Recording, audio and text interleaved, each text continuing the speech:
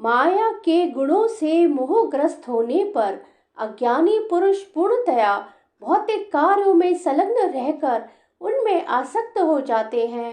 यद्यपि उनके ये कार्य उनमें ज्ञानाभाव के कारण अधम होते हैं, किंतु ज्ञानी को चाहिए कि उन्हें विचलित ना करे। अज्ञानी मनुष्य स्थूल भौतिक चेतना से और भौतिक उपाधियों से पूर्ण रहते हैं। यह शरीर प्रकृति की देन है, और जो व्यक्ति शारीरिक चेतना में अत्यधिक आसक्त होता है वह मंद अर्थात आलसी कहा जाता है।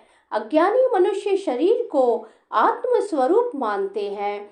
वे अन्यों के साथ शारीरिक संबंध को बंधुत्व मानते हैं। जिस देश में यह शरीर प्राप्त हुआ है उसे वे पूज्य मानते हैं, और वे धार्मिक अनुष्ठानों की औपचारिकताओं को ही अपना लक्ष्य मानते हैं। ऐसे भौतिकताग्रस्त उपाधिधारी पुरुषों के कुछ प्रकार के कार्यों में सामाजिक सेवा, राष्ट्रीयता तथा परोपकार है। ऐसी उपाधियों के चक्कर में वे सदैव भौतिक क्षेत्र में व्यस्त रहते हैं।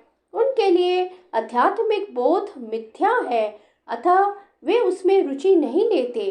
किंतु जो लोग आध्यात्मिक जीवन में जागरूक हैं उन्हें चाहिए कि इस तरह भौतिकता में मग्न व्यक्तियों को विचलित न करें। अच्छा तो यही होगा कि वे शांत भाव से अपने आध्यात्मिक कार्यों को करें। ऐसे मोहग्रस्त व्यक्ति अहिंसा जैसे जीवन के मूलभूत नैतिक सिद्धांतों तथा इसी प्रकार के परोपकारी कार्यों में लगे हो सकते हैं।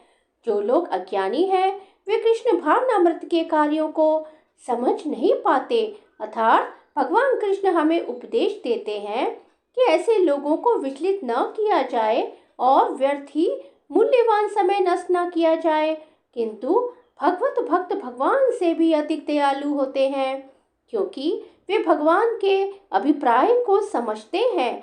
फलतः वे सभी प्रकार के संकट झेलते हैं, यहाँ तक कि वे इन अज्ञानी पुरुषों के पास जा जाकर उन्हें कृष्ण भावनामृत के कार्यों में प्रवृत्त करने का प्रयास करते हैं, जो मानव के लिए परम आवश्यक है।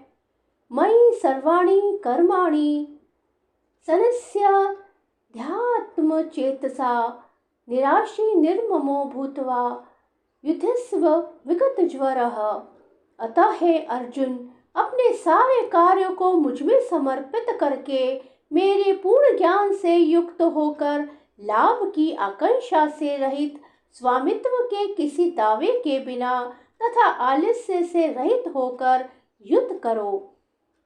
भगवान की शिक्षा है कि स्वधर्म पालन के लिए सैन्य अनुशासन के सदृश पूर्णतः कृष्ण भावना भावित होना आवश्यक है।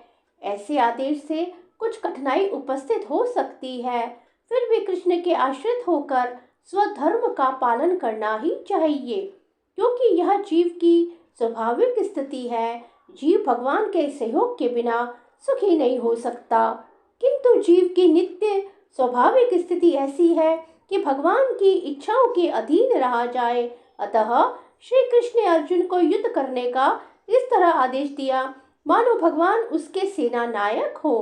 परमेश्वर की इच्छा के लिए मनुष्य को सर्वस्व की बलि करनी होती है और साथ ही स्वामित्व जताए बिना स्वधर्म का पालन करना होता है।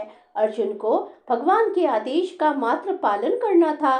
परमेश्वर समस्त आत्माओं के आत्मा है, अतः जो पूर्णतया परमेश्वर पर आश्रित रहता है, या दूसरे शब्दों में जो पूर्णतया कृष्ण भावना भावित है, वह अध्यात्म चेतस कहलाता है। निराशी का अर्थ है स्वामी के आदेशानुसार कार्य करना, किंतु फल की आशा न करना। कोषाध्यक्ष अपने स्वामी के लिए लाखों रुपए गिन सकता है, किंतु इसमें से वह अपने लिए एक पैसा भी नहीं चाहता।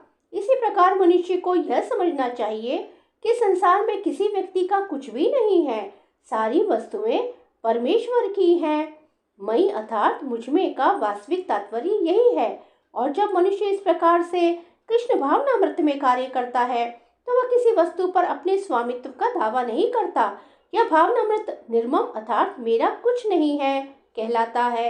यदि ऐसे कठोर आदेश को, जो शारीरिक संबंध में तथा कथित बंधुत्व भावना से रहित हैं, पूरा करने में कुछ झिझक हो तो उसे दूर कर देना चाहिए। इस प्रकार मनुष्य विगत ज्वर अर्थात ज्वर या आलस्य से रहित हो सकता है। अपने गुण या स्थिति के अनुसार प्रत्येक व्यक्ति को विशेष प्रकार का कार्य करना होता है और ऐसे कर्तव्यों का पालन कृष्ण भावना भावित होकर किया जा सकता है। इससे मुक्ति का मार्ग प्रशस्त हो जाएगा। श्री कृष्ण शरणम मम। श्री कृष्ण शरणम मम। श्री कृष्ण शरणम मम।